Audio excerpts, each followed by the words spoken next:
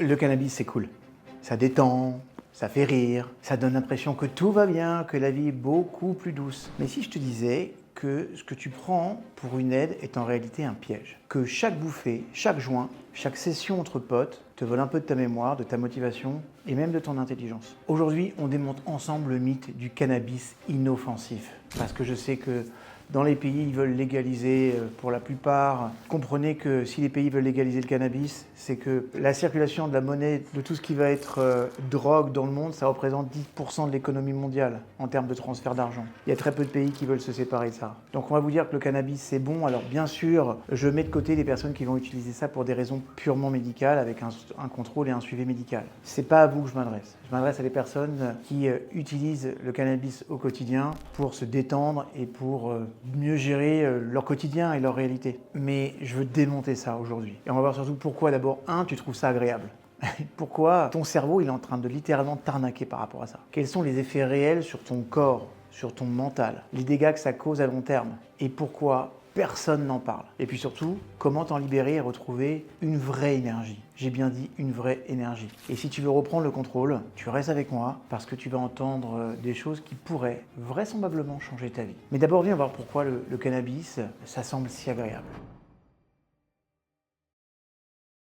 Il y a un secret là de ça. Ton cerveau adore les récompenses faciles. Quand tu fumes, le THC, le principe actif du cannabis, va se fixer sur tes récepteurs cannabinoïdes, qui vont jouer un rôle dans plein de choses. Le plaisir, la relaxation, la perception du temps et l'appétit. Et là, tu commences, si tu fumes, à savoir exactement ce dont je parle, puisque tu es conscient obligatoirement de ces différents symptômes. Et c'est pour ça que tu ressens cet état de bien-être artificiel. Mais ce que ton cerveau ne te dit pas, c'est qu'à force de stimuler ces récepteurs avec du THC, en fait, il arrête de produire naturellement les substances qui te font te sentir bien. Résultat, sans cannabis, tu te sens plus stressé, plus irritable, plus démotivé. Tu vas aussi perdre ta capacité à ressentir du plaisir naturellement. Ça veut dire qu'à ce moment-là, tu deviens dépendant.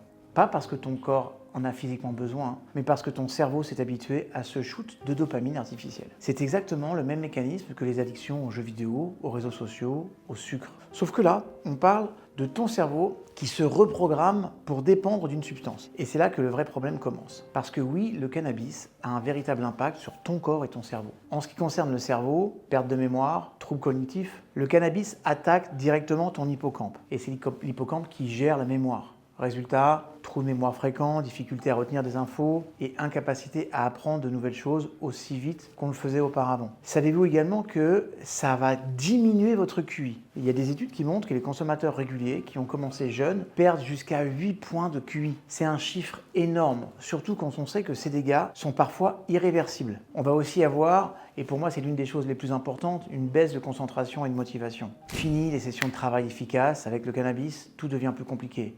Lire un livre, suivre une conversation, rester concentré sur une tâche, ça devient complexe. On va également développer des troubles anxieux et on peut développer également de la paranoïa. Chez certains, le cannabis crée une hypersensibilité au stress, provoquant des crises d'angoisse et même de la paranoïa. Vous avez bien entendu. Il y a aussi des facteurs de risque de schizophrénie. On a remarqué que chez les personnes génétiquement prédisposées, le cannabis peut déclencher des épisodes psychotiques, des hallucinations, des délires, des pertes de contact avec la réalité. Pour ce qui est du corps, les dégâts sur le corps sont aussi importants. On a des problèmes avec le cœur. Votre cœur, il est en danger. Parce que le cannabis augmente la fréquence cardiaque. Écoutez bien, de 20 à 100% après la consommation. Donc, la plupart des personnes qui fument sur la durée sont des personnes à risque. Des risques d'infarctus, des risques d'AVC multipliés par 4 chez certains consommateurs réguliers. Par 4. Vous allez également abîmer vos poumons parce que le cannabis contient beaucoup plus de goudron que le tabac. Donc, vous êtes des candidats aux bronchites chroniques, aux toux persistantes, au risque accru de cancer. Ça touche aussi les problèmes digestifs parce que certaines personnes développent le syndrome d'hyperémèse cannabinoïde. Vous allez avoir des nausées, des vomissements, ça va être très violent. Ça peut parfois durer des jours et la seule chose qui parfois peut vous détendre, ce sont les douches chaudes. Une fois encore, ceux qui l'ont déjà vécu, vous savez de quoi je parle. Il y a aussi une chose qui est importante, c'est que vous allez réduire littéralement votre immunité. Si vous avez moins de défense, vous serez beaucoup plus à risque de tomber malade. Maintenant qu'on a dressé le tableau un peu noir, on va voir comment se débarrasser de cette dépendance. Parce que ça, c'est une vraie dépendance. Et sachez aussi que 90% des personnes qui sont allées sur des drogues plus lourdes, ce qui est normal puisque qui dit dépendance dit accoutumance. ok. Il va y avoir une tolérance, donc du coup, on va essayer d'aller chercher quelque chose de plus fort. Et dans ces cas-là, on peut basculer sur des drogues plus dures. La plupart des personnes sont rarement passées directement à des drogues dures. Ils sont passés souvent, à 80% d'entre elles, par des drogues douces. Parce qu'on va banaliser la chose, et puis surtout, on va banaliser le besoin et on va rendre notre cerveau dépendant. Donc la première des choses qu'il faut faire, puisqu'il y a un rapport avec la dopamine, c'est que tu dois remplacer la dopamine artificielle par des sources naturelles de fabrication de dopamine. Donc la première des choses, fais du sport. Dopamine et endorphine naturelle égale bien-être garanti. C'est comme ça que ça marche. Aussi, je t'invite à écouter de la musique, parce que les vibrations sonores stimulent le cerveau. C'est un petit peu comme une drogue, mais sans les effets secondaires. Expose-toi au soleil. La lumière booste naturellement la sérotonine et va améliorer ton humeur. Ça, c'est déjà des prérequis. Ensuite, il faut reprogrammer son cerveau. Ça veut dire quoi? Fixe-toi des objectifs clairs. Commence petit, puis avance étape par étape. Je vous invite aussi à pratiquer la cohérence cardiaque. Pourquoi la cohérence cardiaque? Parce que la cohérence psychophysiologique, ce que génère la cohérence cardiaque, va donner, écoutez bien, les mêmes effets après quelques semaines d'entraînement que la détente que vous pourriez avoir à travers une prise de cannabis. Donc ça peut être un hyper palliatif. Vraiment, la cohérence cardiaque, je vous le recommande. J'ai sur cette chaîne où j'ai également une formation complète sur la cohérence cardiaque. Si vous vous engagez dans ça, tenez un journal de progression. Notez vos réussites, notez vos difficultés. Plus vous allez être conscient des moments où vous avez besoin de fumer ou envie de fumer, et plus vous allez pouvoir trouver un palliatif psychologique ou une réponse à ce besoin, mais de façon très différente que le fait de fumer. Et puis enfin, choisissez votre entourage. Vraiment, vraiment, vraiment. Éloigne-toi des personnes qui t'encouragent à consommer. Moi, je vous invite à trouver des amis qui vous tirent vers le haut, pas vers le bas. Quelqu'un qui vous pousse à consommer de la drogue, même la drogue douce, simplement parce que ça le rassure et qu'il ne veut pas être tout seul, c'est pas un bon pote, c'est pas une bonne pote. C'est quelqu'un qui est centré sur sa petite gueule et qui n'a aucune conscience de ce qu'il est en train de faire. D'accord? Donc si tu veux retrouver ton énergie, si tu veux retrouver ta motivation et ton potentiel, tu dois prendre un engagement aujourd'hui de commencer à arrêter. D'accord?